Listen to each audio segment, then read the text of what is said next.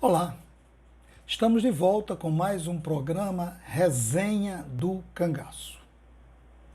Você já ouviu falar de relações homossexuais entre cangaceiros? De que Lampião e Luiz Pedro, o cangaceiro, companheiro de Lampião, teriam um caso? Não saia daí. Em instantes nós vamos conversar sobre esse e outros temas relacionados ao cangaço.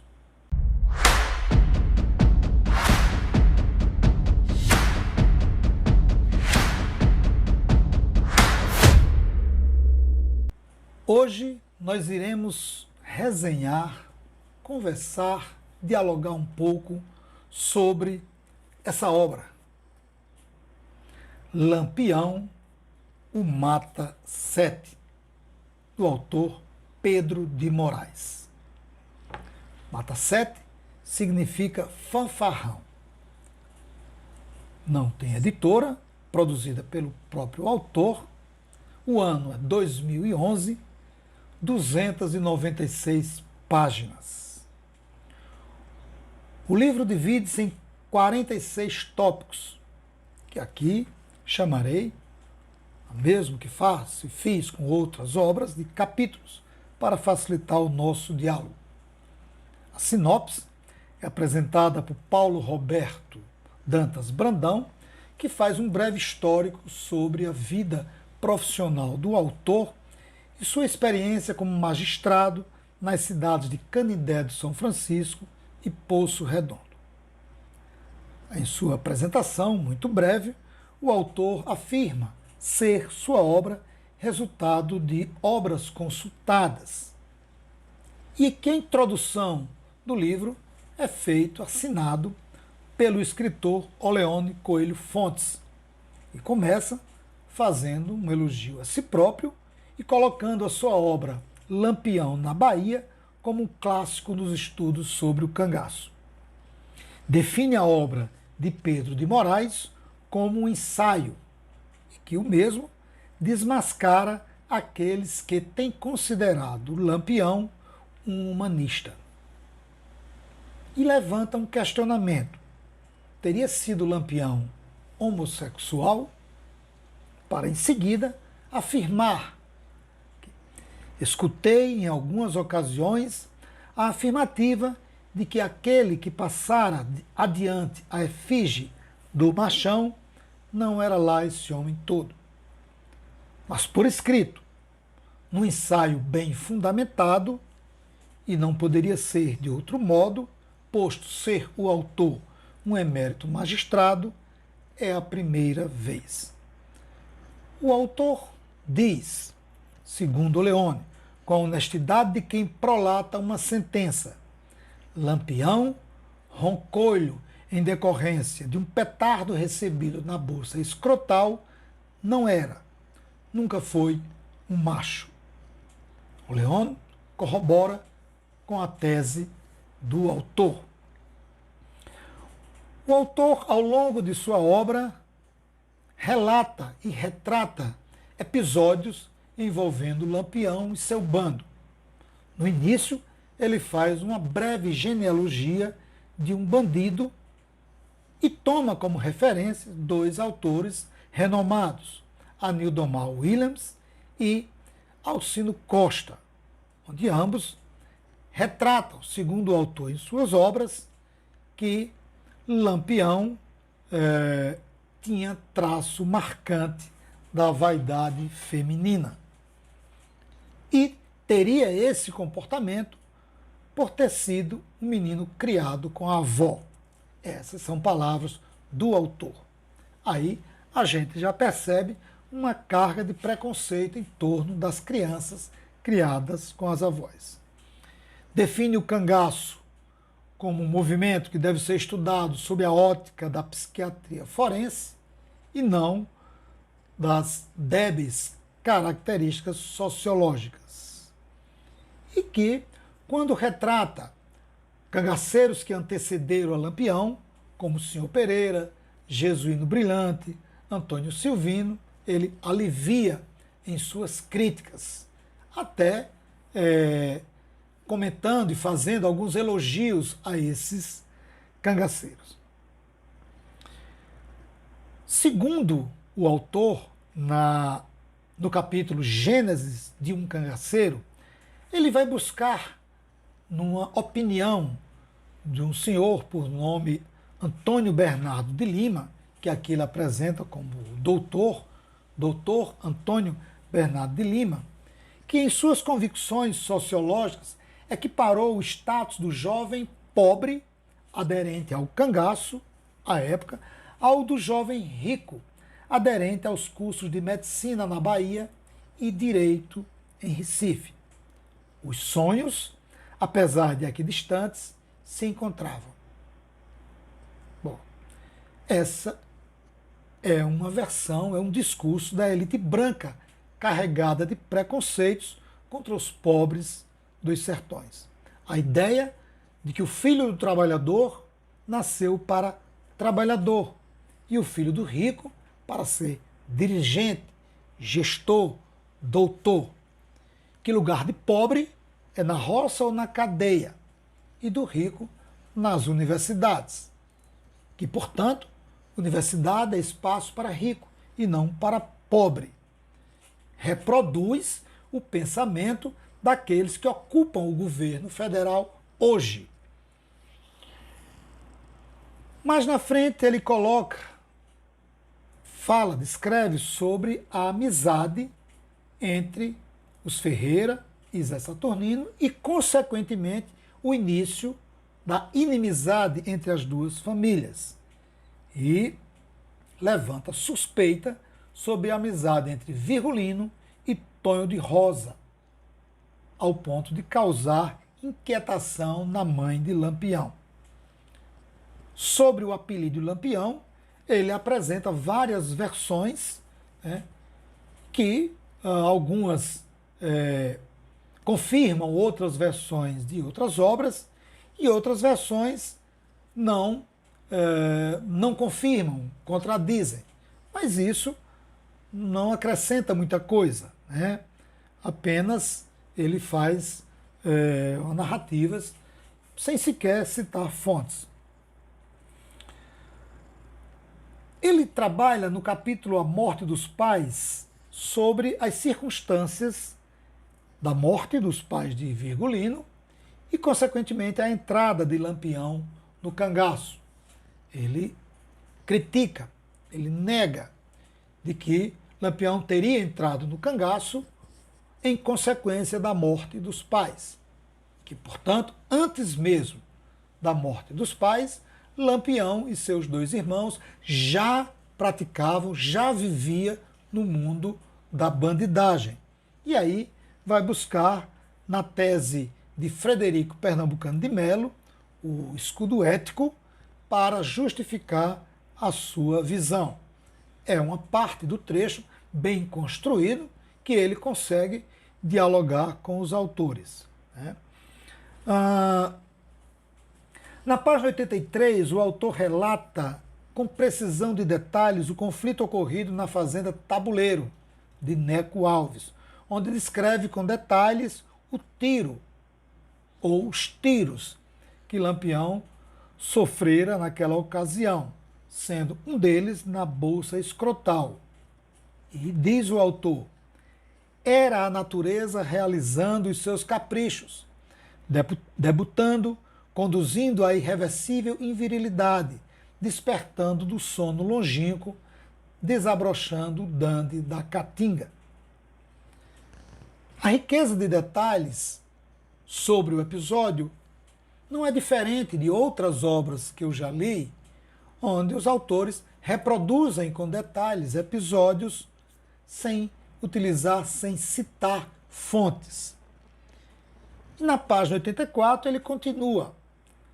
Com mulheres, Lampião nunca se envolveu. Nunca. Isso é verdade. Também não apresenta fontes sobre essa informação. A morte de Tonho de Rosa, em julho de 1924, ele atribui a um ciúme, uma inveja, uma desconfiança dos seus irmãos por conta da suposta relação mantida entre Tonho de Rosa e Lampião. Essa relação era tão grande que a única pessoa capaz de mexer com essa relação era outro jovem, chamado Zé Saturnino. E que Levino teria assassinado Tonho de Rosa, motivado pela antiga e safada relação. É essa a impressão, a interpretação que o autor deixa passar. No capítulo Monstro Lampião, na página 113, ele utiliza versos da poesia popular para afirmar que Lampião, que a sua fama de homem corajoso e brigador, em verdade nunca lhe pertenceu. A morte de Antônio, no Natal de 1926, também remete a possíveis problemas, conflitos, ciúmes envolvendo Lampião e, desta vez, outro cangaceiro, Luiz Pedro. Para o autor, Antônio não gostava dessa relação promíscua entre Lampião e Luiz Pedro, e que passa a entender de que o disparo da arma que levou a óbito Antônio não teria sido acidental, né? E sim uma rixa existente entre Antônio, que tinha como apelido Esperança, e Luiz Pedro, o autor do crime. No capítulo que trata sobre o ataque a Mossoró, é muito interessante como o autor descreve o diálogo entre Marcilhon e Lampião, onde Lampião, inconformado por estar invadindo ou prestes a invadir uma cidade cuja padroeira era Santa Luzia, se revolta contra Marcilhon aos berros, ao que Marcilhon responde dizendo que ele estava com medo, que ele era um frouxo e que ele só tinha coragem para roubar cavalos e dinheiros de pobres. Mas, na hora que estava às portas de uma cidade rica e desprotegida, ele não era homem para enfrentar. E que Lampião teria reagido calado, acabrunhado, sem resposta. Uma narrativa fantástica, mas sem fontes. Quem passou essas informações? O capítulo que ele trata de Maria Bonita é um capítulo intrigante, mas ao mesmo tempo chocante, pelas descrições, pelas narrativas, pelos detalhes que o autor aborda, trata e a figura da Maria Bonita. Ele diz que era uma mulher infiel em seu casamento e que recebia quanto valia pelos prazeres conferidos por sua vida, que vivia feliz e satisfeita, satisfazendo ao seu amante, o afortunado Coronel João Maria, em animadas festas, e que Luiz Pedro teria conhecido Maria de Déa, tendo com ela frequentes e safados encontros, e que o mesmo nunca foi apaixonado, mas que viu em Maria a possibilidade e a oportunidade de acabar com aquele relacionamento homossexual que ele tinha com Lampião. Para isso, ele teria que convencer Maria a viver com Lampião, mesmo sabendo que Lampião não gostava de mulheres. O autor trabalha com uma fonte para justificar o seu argumento. E ele cita Felino Bonfim Feitosa, escrivão e tabelião do antigo Distrito Judiciário de Porto da Folha, depois comarca de Canindé, que muito bem conhecia e sabia contar tudo isso, a cornura e a alcovitice. E mais, muito mais. Ele trabalha uma fonte, mas ele não mostra em que circunstâncias, como se deu essa informação. Se foi uma entrevista, onde está essa entrevista, qual o local, qual a data. Nem sequer coloca na obra esse depoimento desse suposto Felino, Bonfim, Feitosa, que ele diz que conheceu. O autor ainda descreve que Maria Bonita teria tido um caso com um coiteiro chamado Messias de Catuda. O autor chega a descrever com detalhes encontros amorosos entre os dois em embarcações no Rio São Francisco. É rico em detalhes. É só possível a quem presenciou. Mas quem presenciou contou para o escritor, depois para o escritor, concedeu uma entrevista ao escritor contando detalhes? Não. Aqui ele não diz isso. Ele continua naquela de dizer, ouvi falar, diziam, falavam, sabiam, sem contudo apresentar dados, fontes. No capítulo sobre o declínio do cangaço, ele faz um histórico interessante, mostrando as ações das volantes, a pressão sobre os coiteiros e a fragmentação dos bandos e as dificuldades enfrentadas pelo mesmo. Na morte de Zé Baiano, ele descreve com detalhes tanto o comportamento do grupo de cangaceiros que estava com Zé Baiano, como o grupo que os assassinou. Detalhes, inclusive, de feições emotivas, como o autor conseguiu tanta precisão de detalhes.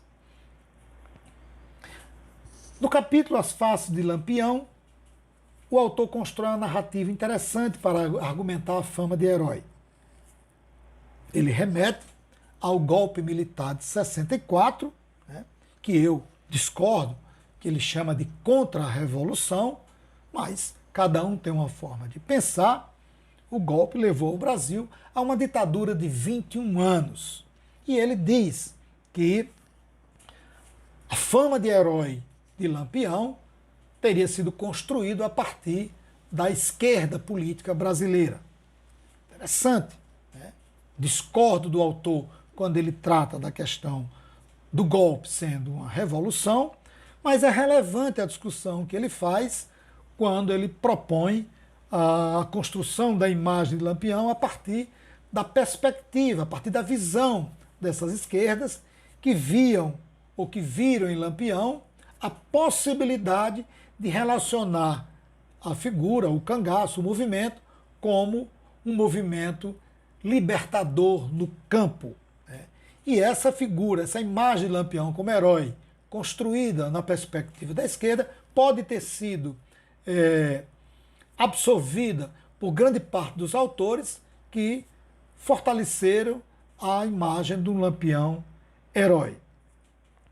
No capítulo O Cangaceiro Lampião, o autor volta ao tema da homossexualidade de Lampião, quando afirma que, desde tenra idade juvenil, já demonstrava trejeitos afeminados e que uma cangaceira presente no massacre de Angicos confidenciou ter ouvido de Luiz Pedro a recomendação de nunca falar sobre isso, sob pena de morrer brutalmente, mas que ela sabia e ouviu sobre isso. Mais uma vez, o autor remete a uma fonte inexistente. Sabia, ouviu, mas não diz quem foi. O capítulo que ele dá o título de Explode Coração, o autor faz uma narrativa intrigante. Na página 265, ele relata um episódio em que Lampião costurava a roupa de um cangaceiro por nome Fiapo, e que teria reagido de forma histérica pelo fato do rapaz ter ido mostrar sem camisa o seu corpo esbelto para umas jovens na rua. O autor afirma que Lampião rodou a baiana, semicerrando as mãos fechadas sobre os quadris como uma rumbeira caribenha ao som da salsa e do merengue, lábios e faces tiritando, sufocando o choro. Narrativa rica em detalhes, mas, mais uma vez, cometendo o mesmo erro de tantos outros anteriores. Fantasioso, sem fontes, sem passar para o leitor a credibilidade que espera de um pesquisador. No capítulo Lampião, livre e desembaraçado, o autor busca associar Lampião a práticas homossexuais. Mais uma vez, na página 268, quando afirma que o mesmo dormiu com um garoto de apenas 15 anos e que teria pago com dinheiro e gado. E ainda afirma na mesma página que na noite anterior à sua morte se embrenhou no mato com Pedro de Cândida, jovem de pouco mais de 20 anos, até altas horas da madrugada, gerando desconfiança e piadas entre os cangaceiros que ficaram na gruta. Na página 269, afirma que são conhecidos os escritos sobre a feminilidade de Lampião. Um deles, segundo o autor, foi publicado numa importante revista da Universidade de Sorbonne, Paris, dando conta de uma tese muito bem elaborada. Não cita o artigo, não cita a revista, nem o autor nem a autora. Parece mais o presidente da República quando quer justificar suas fake news. E conclui o capítulo dizendo: diante dos escritos, se conclui pelo indecifrável comportamento de suas manifestações. O sujeito era um doente, simplesmente. Eu não entendi o que ele quis dizer com essa frase. Que, apesar de tudo, nada? Que era apenas indecifrável todo esse comportamento de Lampião? Se for isso, ele assume que o que ele diz, ele não consegue provar. A obra é intrigante. Primeiro, pelo aval que recebe de um grande escritor. O autor trabalha duas teses, dois lados de um mesmo homem. Um, o macho, bandido, cruel, e o outro, efeminado, homossexual, roncolho, que mantinha um triângulo amoroso. Quando aborda a temática em geral, e que descreve outros cangaceiros, ele alivia, é complacente e até elogia. Mas quando aborda Lampião, o ataque é feroz. Até entendo. Antes de falar do lado cruel e do lado homossexual, eu peço a você: se inscreva no canal, dê um like, compartilhe a nossa programação, acione o sino e receba semanalmente, e no caso da resenha, quinzenalmente, a nossa programação. Ajude a construir e a fortalecer o nosso canal. Sobre Lampião, bandido, cruel, sanguinário ou qualquer adjetivo que queira utilizar, o autor constrói uma narrativa que se assemelha a tantas outras narrativas de tantas outras obras. Não há muita diferença, à exceção de algumas versões de fatos que diferem das versões de outros autores. As invasões a vilas, povoados, cidades, sequestros, os assassinatos brutais e por aí vai. Poucos são os detalhes ou as versões que se opõem de outros autores. Essas posições contrárias a outros autores não representa, não significa que a versão dele seja verdadeira. Até porque nós não vamos encontrar uma verdade, nós vamos encontrar verdades a partir de versões. Cada um tem a sua versão, cada um trabalha para poder comprovar as suas versões. Quanto ao outro Lampião, que termina tendo maior destaque na obra, mesmo que não esteja em consonância com o título, pode ter sido uma estratégia, marketing. O autor constrói uma narrativa em torno da suposta homossexualidade de Lampião, que não convence o leitor por diversos motivos. Não se trata aqui da impossibilidade de Lampião ou qualquer outro personagem da história do Brasil ou universal ser homossexual.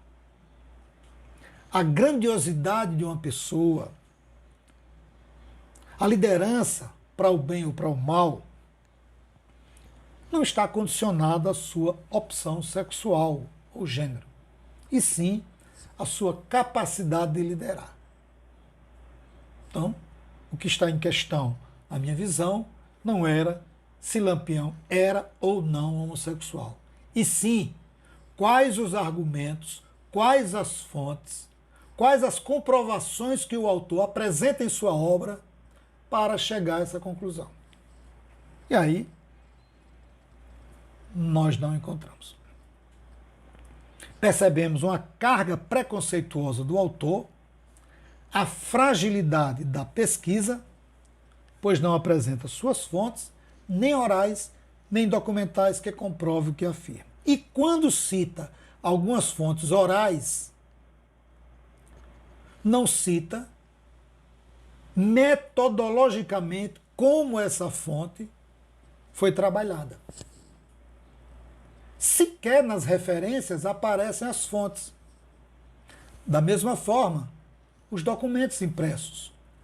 Se ele os tem, se ele pesquisou, por que não aparece nas referências? Então, as poucas citações que ele faz, como é o caso da tese do escudo ético de Frederico Pernambucano de Melo, raros os momentos em que uma citação está dentro do contexto e ele faz com muita competência. Mas são raros esses momentos. A riqueza de detalhes que narra situações que envolvem Lampião, Maria Bonita, Luiz Pedro, Messias de Catuda, Zé Saturnino, Tonho de Rosa, pode causar um certo constrangimento ao leitor ou à leitora. Qualquer tese sobre um personagem da história tem que ser acompanhado de bons argumentos, argumentos teóricos, fontes confiáveis, sejam fontes orais ou documentos impressos. Não se pode trabalhar com ouvi dizer, ouvi falar, me contaram, sabiam. Não. Isso não são argumentos para comprovar uma tese. Esse tipo de argumento não tem espaço para um trabalho que se propõe inovador. Agindo assim, a obra tende a cair no descrédito, mesmo que o autor seja uma pessoa bem conceituada, que goze de respeito e que tenha um autor renomado dando aval para a pesquisa. A obra é interessante para se ler, para que o leitor perceba como um tema polêmico como o cangaço, e ainda acrescentando outro tema também polêmico como a possível existência de relações homossexuais entre cangaceiros. Se não for bem trabalhado, respeitando os sujeitos envolvidos e, acima de tudo, as normas estabelecidas para uma boa pesquisa, pode gerar muita confusão. E concluo, toda obra é obra boa de se analisar. O grande problema é você fazer uma crítica em cima daquilo que você não leu. Fico por aqui, peço mais uma vez para que você se inscreva no canal, dê um like e compartilhe a nossa programação. Um forte abraço e até o próximo Resenha do Cangaço.